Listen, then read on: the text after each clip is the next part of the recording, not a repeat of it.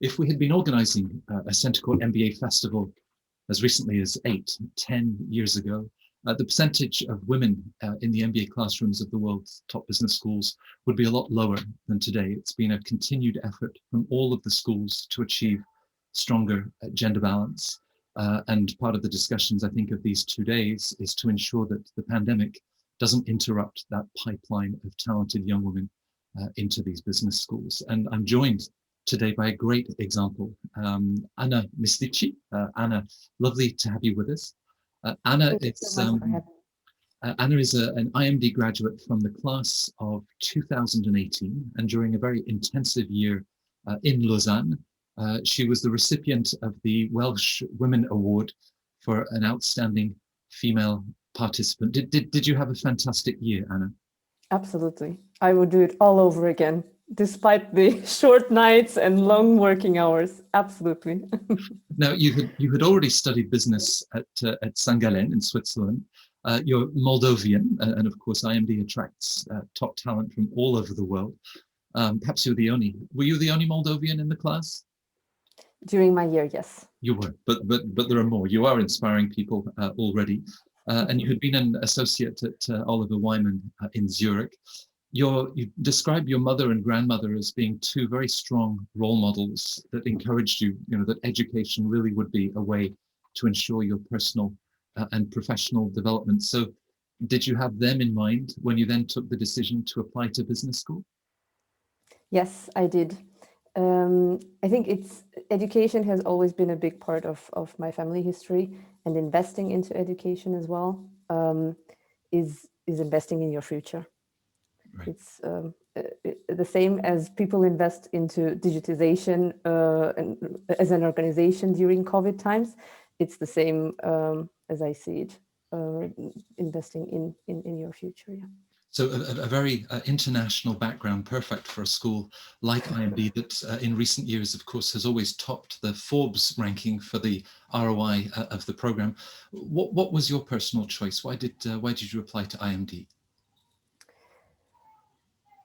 It's a very individual choice. I think when you look at MBA programs or business schools, in the end, you have to decide what is important for yourself. What are the criteria that are relevant for yourself? Just a kind of a disclaimer up front, I was looking only for 1-year programs. So that already narrows down the choice.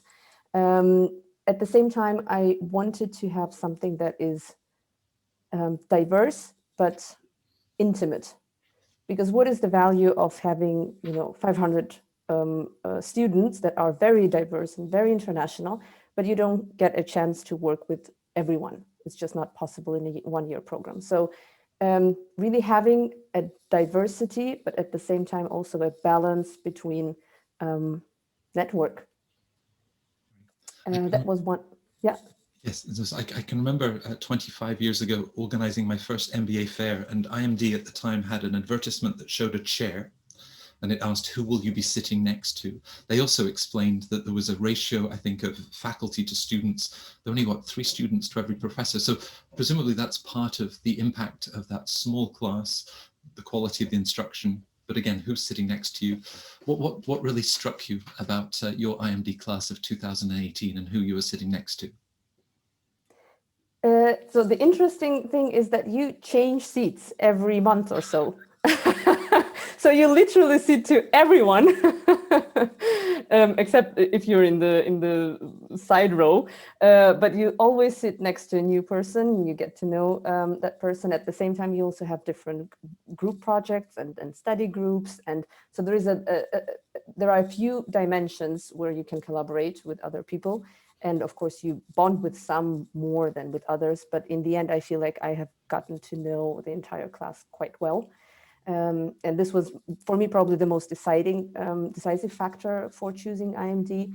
I also felt very much appealed by the slogan that was introduced in our year. So this was the first year that Sean took back over the MBA program, and the 3 key features were entrepreneurship, leadership, and digitization. And this was something that I could identify myself and also my career path. And I think it's even more relevant in today's time during COVID. And The roots, last, the roots of the school, if we go back to whether it was big pharma or multinationals based in Switzerland, so how does that entrepreneurial outlook then translate into the program? that's a great question. I don't see entrepreneurship as an equivalent to startup life or being independent, i.e. not working for a corporate. I feel entrepreneurship is more a state of mind. It's really about wanting to work to create impact, to be responsible, but also incentivized by your values and also by your accountability. Right. You're a member of the leadership team responsible for the DACH region at Workday and value management. Do you find that perhaps even entrepreneurial thinking and digitization, I mean, does it accompany you in your professional life? Every day, both internally and externally. When we work with prospects and customers, we try to understand what is the strategy, what are the challenges, how can Workday help, and if it can help, what is the value of it? That's essentially our job. But of course, at the same time, internally, we always are thinking about developing our function. What will value management look like in 3 to 5 years? And it's a very wide and broad question. So we really need to start from zero. It's like a startup. You find a problem and you try to find a solution to it. And there are different ways. We try, sometimes we fail, we try again. You talked about wanting to find a one-year program, and IMD is famed for the intensity of the learning experience. As you look back on that year that went by so quickly, what were some of the highlights for you? It's very intense indeed. I think the highlight overall was the level of surprise. And this is something that IMD is not advertising too much, and it's difficult to advertise the effect of a surprise. But there is just, I don't remember a week that passed by in a regular, 8 to 5 type of class. There were ICP projects, which were very practical. There were startup projects. There was design thinking, innovation week. We had the personal development analysts. There is just so much going on, which makes the program exactly very intense. But at the same time, there is also a very steep learning curve. So I would say this level of surprise and the variety of activities is the highlight of the program. Right. There's a famous theatre in London that has a play by Agatha Christie. And of course, when you know who does it, no, was it Agatha Christie? But maybe it's the Mousetrap. They ask you at the end as you leave, don't tell others who did it. Is that That's exactly like or is it simply a best kept secret, this sense of spontaneity and surprise that what keeps everybody on their feet, keeps everybody very engaged? Yes, absolutely. I remember we went to what we call dungeons, so our study groups in the basement to solve a case study, and we came back, and all of a sudden we had a panel of alumni who we would have to defend the case study in front of. So these were the jury, and it came so unexpected and surprisingly, and it puts a little bit of pressure on yourself, but also I think takes your presentation skills to the next level, your improvisation as well. So it's absolutely this effect, yeah. Now, through those case studies and all of the courses, of course, you're developing tremendous business skills that you now use at Workday. At a personal level, what do you think that you learned about yourself? More than I ever wanted. It's the self-awareness. You learn how you behave in different situations, and what struck me during that process is that IMD or the analyst who works with you or the leadership coach, nobody is really trying to change that, and nobody is encouraging you to change some of the things that you discover about yourself. It's really much more about just being aware of those and understanding where they come from. And I think this is already something which a lot of leaders today are missing, really the self-awareness element. The school takes a lot of time in the admissions process. You're invited in for a full day of assessment. sometimes candidates talk to us about a sense of imposter syndrome. They say, well, why was I selected? Or, where is my place in this very talented group of diverse individuals? Is that sense of imposter syndrome real? And how does the school help you to overcome that? I think the school has a really tough job of putting together a puzzle of 90 people, and that's why they are called Magic 90. And I think once you get this CV book with the pictures and the international background, the language skills, the experience, the education before IMD, that's where when it all comes together, because you can find an expert on literally every topic from every region. This is something that goes on throughout the year. Right. You had already been at an associate level position at one of the top strategy consulting firms, something that many MBAs aspire to when they graduate. So for you, that journey and thinking about your next career steps, how does IMD take you along that journey and help you to think about the right fit?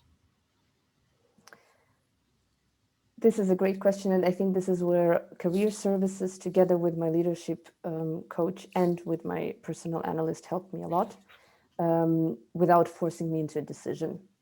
I had essentially at the end of the year, I had two offers that I was considering very seriously, that I was basically hesitant between, and one of them was at a top strategy consultancy, and the other one was with Workday. And I think my choice was very non-typical for a lot of MBA students, and I even remember some of my classmates not really understanding my choice.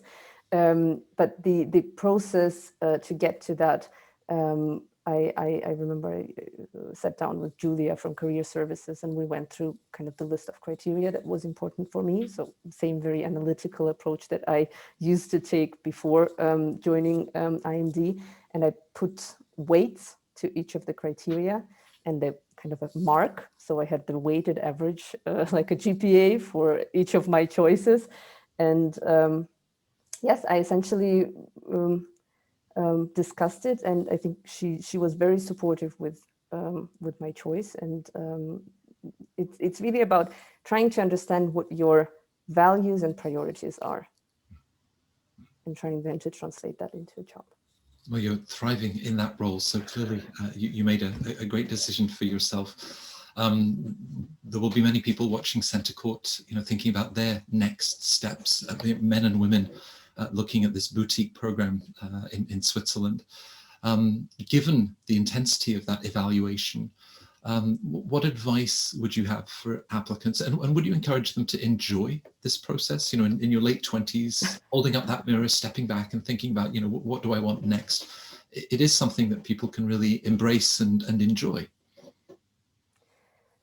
Absolutely. I think in enjoying, the year will be very intense. So I think if someone is looking for more of a fun year, this is probably not the right program for them. But at the same time, you still have to enjoy the program and just use the time that you're on campus together with everyone else to bond and to create this network, and also to create these relationships. I think the main advice that I would give to the new applicants is to really stay open-minded and work hard. Really, I mean, really, really hard. It's not an easy program, but you will get rewarded for that.